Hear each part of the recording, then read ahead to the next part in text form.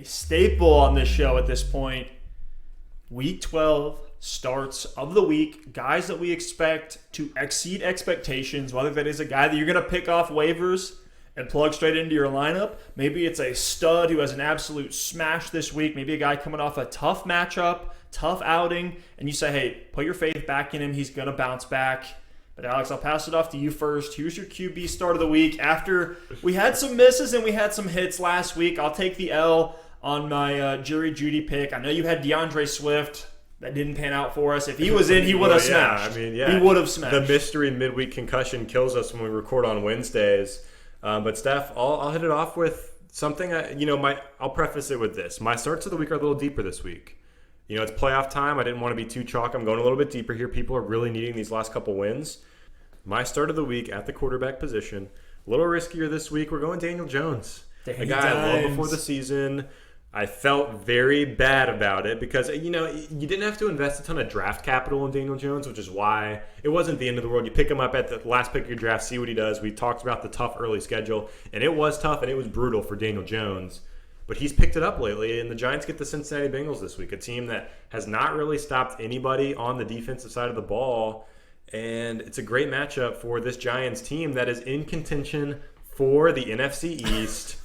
There's several teams where if they're in contention for like a top 3 draft pick and a playoff spot, and we're in week 11 or 12 now, week 12. So this one's great for Daniel Jones. This matchup is good. The Bengals are bottom half against the quarterback. I don't expect them to really command a lot of time of possession in this game, and Daniel Jones I think is going to move the ball pretty well. He's got Sterling Shepard, Darius Slayton, Evan Engram, all healthy. Wayne Gallman's actually looked decent at the running back position as well. Dion Lewis out of the backfield. So, not the top-notch elite offensive weapons group, but they're piecing it together and they're getting it done. I think he and a lot of his weapons could have a good one in this game. And something I didn't realize, Steph, over his last 4 games, Daniel Jones is averaging just under 19 fantasy points per game, which it's not, winning you a week at the quarterback position. But for someone who started Matt Ryan last week and got about 5 points and he lost me my week, someone who's supposed to be Matty Ice. Yeah, right. Yikes. Matty Yikes. Yeah, no kidding. Matty Yikes. I would have taken 19 points from Daniel Jones. So that stretch of these last 4 games, just under 19 points, if you just want some context for where that kind of stands on the spectrum of quarterbacks, it's 0.1 points per game behind Lamar Jackson. It's more than Matt Ryan, who I just mentioned. It's more than Jared Goff, more than Ryan Tannehill. Guys that are, always in streaming consideration. And for some reason, because of what we have in our mind about Daniel Jones, the turnover machine, just slinging it, fumbling, doing all these things, a struggling Giants team, we kind of associate him with those turnovers when in reality, the volume is there. It's a good matchup. He actually has a very high rushing floor as well. It's still there, regardless of how much he's going to trip in the red zone. The dude has got some wheels. So I think Daniel Jones is a fine streamer against Cincinnati. He might turn the ball over a couple times, but he's going to make up for those turnovers with his rushing baseline. Could sling a couple touchdowns as well. If you're in a pinch this week, I'm fine to fire up Daniel Jones. I love it. I love that pick there. I know you've been a Danny... I won't give up. You've been a Danny Dimes truther, can't talk right now, truther for a long time now. And now it's like, well, we even said this before the season. He was going to be a buy low candidate after this first 6 weeks. He's probably on your waiver wire. He's been Danny Nichols for most of the season, but he's back to being Danny Dimes. Danny Penny's more Steph, like it. Who you got at QB? So I'm with you on these kind of deeper streaming quarterbacks this week. You know who you're starting based on all these matchups. And mine is another matchup-dependent guy that we just saw ball the heck out. It is Derek Carr. He plays the Atlanta Falcons this week. And over the last couple seasons, he has been a guy that you can stream in the right matchup against the Kansas City Chiefs, where Derek Carr has been the only QB who's going toe-to-toe with Pat Mahomes in their matchups. Derek Carr has been fantastic this year. Specifically against the Chiefs, but yeah, season long, he's been efficient. He's high completion guy. Sometimes they don't need him to do a whole lot, which is where that kind of hurts his fantasy upside. And he's not, a Justin Herbert, air it out type of guy, or like a Matt Ryan or Aaron Rodgers, but he's getting the job done. He's always been efficient. And he was coming off a game where he completed 74% of his 31 attempts for 275 yards and 3 touchdowns. Didn't have an interception in that game as well. But when Carr's had to air it out, he can do that. He's got Darren Waller operating as the alpha receiver in this offense, doing a fantastic job with it. And then Nelson Aguilar trying to show that he still deserves a starting job in this league. And you look at the Falcons, they're dead last against the quarterback position, dead last against the tight end. So 2 smash plays there for the Raiders. Their defense is straight up awful. But we know what Matt Ryan and that offense can do. Even without Julio Jones, I think the Falcons are going to be able to move the ball against the Raiders, who have had their own defensive struggles this season, which means a prime matchup for Derek Carr. If you're streaming the position or even want a 2-week filler with Atlanta this week and the Jets after, then you can do a lot worse than Derek Carr for streaming the QB. I like that pick. And Derek Carr, people are sleeping on this guy. I'm a big Derek Carr fan as well as Daniel Jones. For better or for worse, have them both in our Dynasty League. We'll see how that one plays out. But at the running back spot, I'm actually going to make a pivot from what I've got in here, Steph. I have Salvon Ahmed in our show sheet here. Interesting. He did not practice today with a shoulder injury. Today's Wednesday. And Miles Gaskin has been cleared to practice. Now, I don't know if that means he will play. Keep an eye on it. If Ahmed does play and Gaskin does not play, I love Ahmed this week, and you should absolutely be starting him. But I'm going to pivot to a deep name, Zach Moss. Wow. And, hot takes. Turkey takes. Turkey takes. Zach Moss, after he came back from that toe injury, got eased back in, and then he had 47%, 54, 56, 51% of snaps in this Buffalo offense. He scored 3 touchdowns in those 4 games. He's getting a couple targets a game. He's getting around 10 carries a game in that time. And for someone that is getting 10 carries per game and a couple targets a game in a good offense and is their goal line back, I think you can do a lot worse at the running back position. He's right in there with a lot of those, flex questions, those start-sit names at the running back spot. And I have a lot of confidence in Zach Moss this week coming off the bye against the Los Angeles Chargers. I think that's going to be a higher scoring game. I think that Zach Moss could get a touchdown opportunity. It could always be Josh Allen. But if Zach Moss can get into the end zone, I think he's right there in that 15-point range. I think he can get you 50 to 60 yards on the ground. I have him to score this week and add a couple targets to that and some receiving yards, and he's a very fine RB2 play against the Chargers.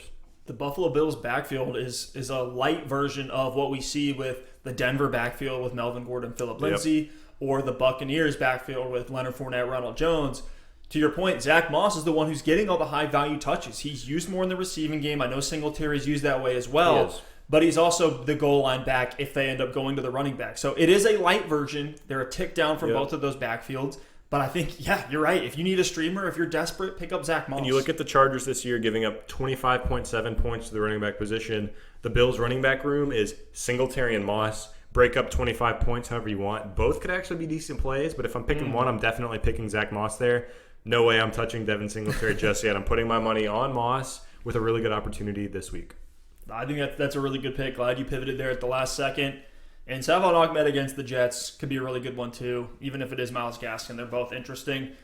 So you went with all the deeper options. I'm going with the chalk smash play this week because it's Miles Sanders against Seattle after 2 pedestrian outings, ones where you weren't hyped, you weren't getting what you wanted from Miles Sanders when you plugged him in there. And I'm seeing him in lineups where guys have Dalvin Cook and Miles Sanders. And I'm like, how are they not just absolutely dominating every single week? But I think this week is when Miles Sanders is going to show out. It is time for Sanders to shine. And we know what's happening in every game with the Seahawks this year. It's either going to be garbage time or a shootout. We know Seattle's offense is great. Their defense is historically awful. The Seahawks are giving up 25 points a week to the running back position, just like the Chargers are with your Moss pick. And Sanders has been getting close to 20 touches a game. He's averaging 15 carries and 5 targets a game this season. I could see Sanders easily see 25 touches in this game if the game script calls for it. Again, whether that's in garbage time or competitive shootout, if this game, if a few things break their way, maybe the Eagles defense shows up and is able to stifle some things. We'll see if Chris Carson returning comes into play as well and helps that Seahawks offense, put the Eagles in a spot where they need to score. But I love the volume. And we've seen Sanders have the juice to take touches between the tackles to the house. He's had 70-yard breakaway touchdown runs against the teams like the Steelers. He's had great games against the Ravens and has balled out against bad defenses like the Cincinnati Bengals as well. So regardless of the matchup, you're starting Sanders every single week. I think this is the time where you're going to reap the rewards if you've held tight with him over the last 2 weeks. Since the return from injury, lock Sanders in for a big week 12. I love it. Start your studs. Don't get cute here at the end of the season. But Steph, let's move over to the wide receiver spot. I'm going to go with Robby Anderson against the Minnesota Vikings. Nice. This has been a very interesting story. It's something we see a lot in fantasy football. You just kind of ride the roller coaster. But Robby Anderson has kind of been, he's faded throughout the season. Weeks 1 through 7 was the wide receiver 7. Over the past 4 weeks, the wide receiver 34 went from 16 points per game over that first 7 games to 10 points per game over the last 4. People that have Robby Anderson, knowing he's not a big name, are probably starting to think he's regressing to the mean, which 1, he is. But 2, I think the last 4 weeks of production, 9 points, 15, 6, 11, are honestly lower than the opportunity suggests. And you look at those last 4 games where he's been a little bit disappointing, only 10 fantasy points per game, 8 targets, 13 targets, 6 targets, and 9 targets. No touchdowns over that stretch for someone we know is a burner and a deep threat. So against Minnesota, a team that cannot stop the pass, I expect Robby Anderson to have a very good game. The snaps have been there for him as well. 82%, 81%, 71%, 69%. He's still on the field a ton. He's seeing a ton of targets. Teddy Bridgewater should be back this week, but we talked about earlier, whether it's PJ Walker or Teddy Bridgewater, we expect them to be able to get it done through the air. And I think this is going to be a Robby week. I think he could see some good volume and break loose for a big one and return a very, very solid fantasy performance against the Minnesota Vikings. Season long, you do look at a touch squeeze there where Robby Anderson's going to compete with volume with Curtis Samuel and DJ Moore. We've seen all 3 of these guys have good games on the same week. We just saw that last week, so I think you got to keep riding the hot hand, and Robby's really been the number 1 there this season with the new coaching staff. Minnesota, 45 points per game to the wide receiver position, so plenty to go around for DJ Moore, Curtis Samuel, and Robby. Nice. I like that wide receiver start of the week there.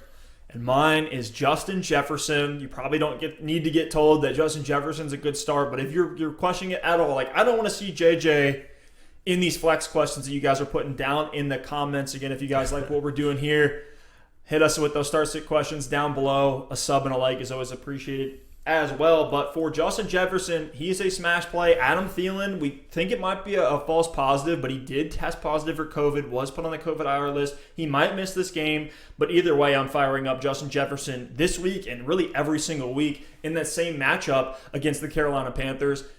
Jay Jetts is on pace for over 70 catches and 1,300 receiving yards on the season as a rookie. This kid's a stud, and he's currently sitting as the wide receiver 16. The Minnesota defense can't stop anybody, so they do get into these shootouts. And if Adam Thielen's not there, it's going to be Dalvin Cook and Justin Jefferson that this offense is going to move the ball through. The Panthers secondary doesn't scare me at all, even if he ends up drawing top coverage with Adam Thielen out. Add in the fact that Jefferson is known for making splash plays. He's top 10 in yards after the catch and number 1 in the NFL in yards per target and yards per route run. When we look at these rookies, we want to see that efficiency to say, these guys that are going to produce for the rest of their careers. So far, Justin Jefferson is checking every single box I want to see for a rookie. So efficient, both what he's doing, with these deep receptions. He has a very high average depth of target, but then also being able to produce once he gets the ball in his hands. Jefferson's an every week start in a smash play. Wide receiver 1 in week 12. Whoa. I love it there, Steph. Let's go to the tight end. This is where it gets a little bit dicey. Eesh. I've used this name in the past, and I'm going to use it again because he disappointed in his last game before the bye. I'm going with Evan Engram for the New York Giants, kind of pairing it with my Daniel Jones pick, going all in on the Giants this week, which feels very, very terrifying. Maybe I'll throw them in some DFS stacks, get Danny Dimes with Slayton and Evan Engram for some double stacks there. But I like Evan Engram this week. People are so quick to forget that he ran a 4.42 40-yard dash coming into the league. He gets a lot of crap for his drops and things like that, but at the tight end spot, you want the guy that can bust a 70-yard touchdown. There's always the tight end threats that are the Jason Wittens of the world, kind of lumbering, and you hope for that 5-yard touchdown. With Evan Engram, one play can make him literally the tight end 1 on the week. So Evan Engram, not only does he have the athletic profile to make things happen, get chunk plays, things like that, he's seeing the volume. He's seeing the targets. 6.7 targets per game this season. 3rd in targets at the tight end position, behind only Travis Kelce and Darren Waller. So the opportunities are there. Wow. The athleticism's there. The matchup is there against the Cincinnati Bengals. So I like Evan Engram this week. You probably can't do a lot better. If you have Evan Engram on your team, he has underperformed production-wise, efficiency-wise with that volume. But I do think you have to keep starting that volume because you're not going to get anything better at the tight end spot, starting guys getting 3-4 targets a game. So start Evan Engram with confidence. if you held him through the bye after the disappointing week, he needs to be in starting lineups against the Bengals in Week 12. And I've seen a lot of questions coming in, comparing Evan Engram to like Logan Thomas. Is that an easy one for you? That's so easy to me. I think the tougher ones are like Evan Engram or Johnny Smith. And I'm still taking Evan Engram there. I think interesting. Evan Engram or TJ Hawkinson. I know TJ Hawkinson plays on the Thursday game, so you might be listening after that. But I would go Hawkinson there. I think after you get your Kelsey, Waller, Andrews, Hawkinson, I think Ingram's right there. I was avoiding Engram in drafts because of the injury risk, but he's actually stayed healthy all season. But he's somehow still disappointed. It's kind of a weird thing, but I think this is a smash matchup for him. My 10-10 start of the week, it's a gross one. It's a guy that's on a lot of waiver wires in shallower leagues, and it's Mike Gesicki. Yikes.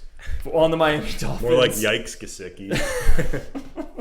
Well, the thing is, he has the Jets this week. Smash matchup there, and Gesicki's actually had a nice stretch. It's been a quiet stretch, but over the last 3 weeks, putting up over 40 yards and commanding at least 4 targets in back-to-back games. The floor is starting to rise a little bit for Gesicki, regardless of Tua or Fitzmagic. We'd love to see Fitzmagic in there for Gesicki's fantasy value, but even if it is Tua, he's still looking his way a little bit. And again, the matchup is just fantastic. And this is a tight end position where we've got Mike Gesicki. This just speaks to how bad the tight end is this year. We've got Mike Gesicki sitting in top 5 in average depth of target, air yards, and yards per reception. Wow. He's actually, I think, number 1 in yards per reception amongst tight ends right now. So the efficiency is there for Gesicki. We're just not seeing the volume. He's not creating separation, and he's not scoring as much, but there is a floor there. If you're just scraping the bottom of the barrel, I know in one of my leagues, Tyler Higbee that I'm looking at starting, it's like if Gesicki was out there, I'm plugging in Gesicki over Higbee this week.